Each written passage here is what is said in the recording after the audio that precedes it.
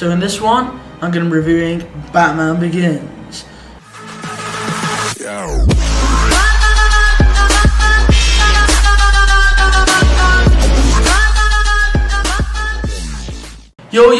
guys, AK here, back again making another YouTube video. And in this vlog, I'm going to be reviewing The Dark Knight Rises. This is the third part of the 3-film series, where I review the Dark Knight trilogy. And the fourth one, which is going to be the next video after this, is where I rank all 3 of these movies from the worst to the best.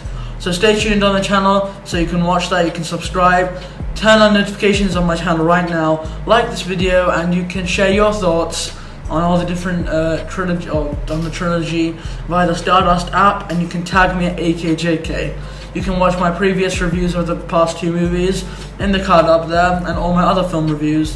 And yeah guys, without further ado, let's review the infamous Dark Knight Rises. So just a quick synopsis on the Dark Knight Rises. We have this guy called Bane comes over and tries to take over the city. It's like they capture Commissioner Gordon, and then he finds out about Bane and whatever. No one really believes him. Obviously Batman believes him. Then Bane starts gathering a crew and they start kind of taking over the city from underground. Batman goes to try and stop them with Catwoman. Catwoman betrays him. Then Batman gets caught and he gets taken to like Ra's al Ghul's prison area, where he tries to escape while watching Bane destroy Gotham on TV. And Bane pretty much blew up the entire of Gotham, and he had this like atomic bomb set off to explode. And then we had Batman coming back, defeating Bane once and for all, quite a good battle, and taking the atomic bomb out of Gotham City.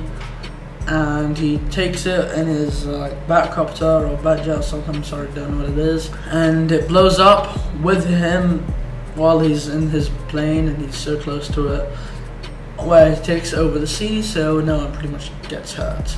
Everyone thinks he's dead. In the end, we find out that Alfred's dream, or like his fantasy, so we've talked about Alfred's fantasy before, where he was hoping that one day he'll meet Batman in like a coffee shop. It was in somewhere in Europe, and then he'll see him with his wife, maybe a couple of kids. That was his fantasy.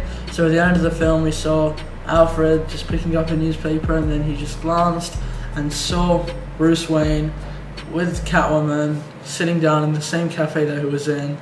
And he just glanced at Batman, and Batman glanced back, and that was his fantasy, and that was the end of the film, and the end of Christopher Nolan's trilogy.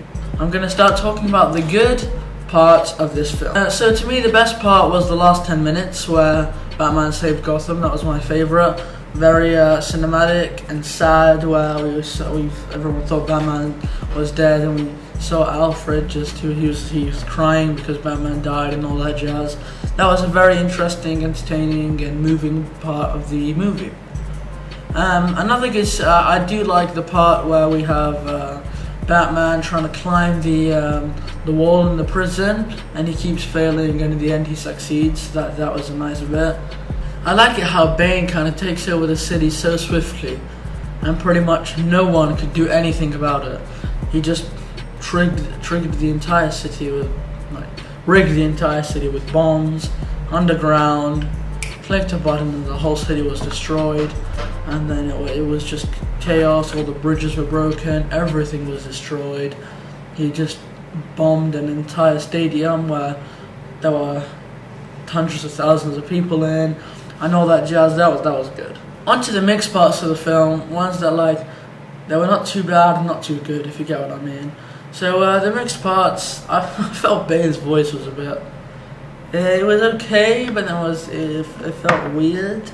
So I mean, it doesn't kind of really ruin the film or make the film great.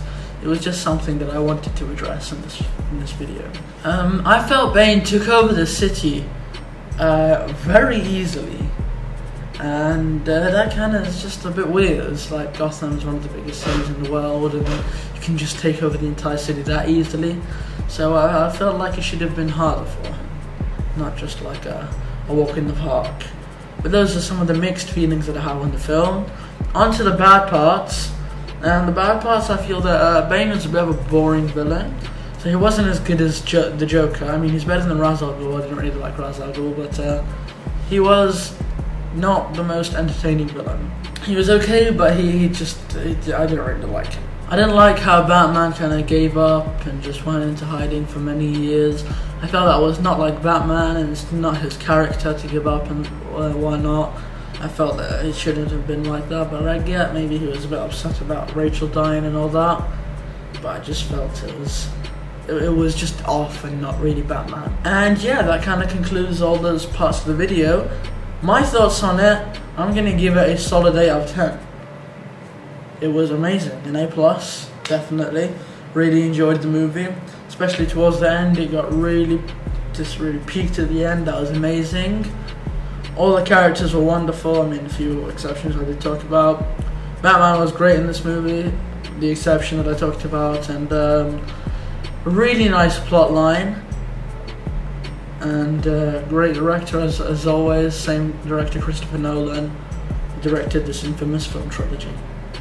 I'd like to end this video right here, and I want you to let me know what you thought of it in the comment section down below, or via the Stardust app. I'll try and leave a link in the description if you want to download the Stardust app.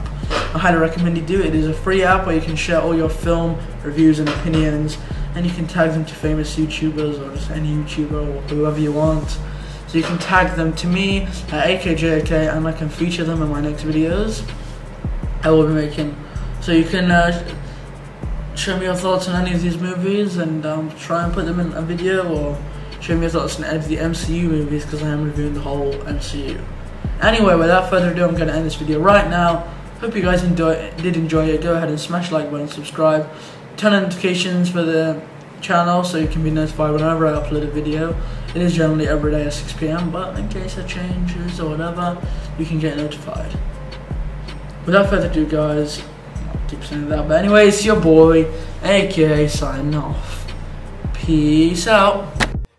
I really think you should.